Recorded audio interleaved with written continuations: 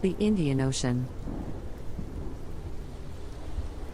The Indian Ocean is the third largest ocean in the world, covering an area of approximately 73.5 million square kilometers. It is located between Africa, Asia, and Australia.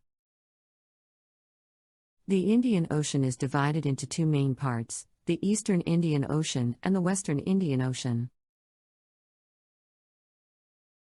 The Eastern Indian Ocean is bordered by Indonesia, Australia and Antarctica to the south, and the Bay of Bengal and the Arabian Sea to the north.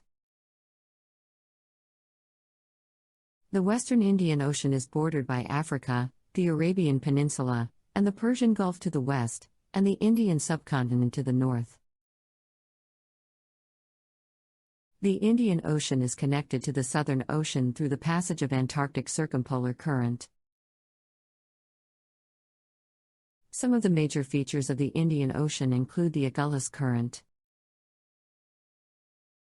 which is a powerful ocean current that flows along the southern coast of Africa, and the 90 East Ridge, which is an underwater mountain range that runs down the center of the Indian Ocean.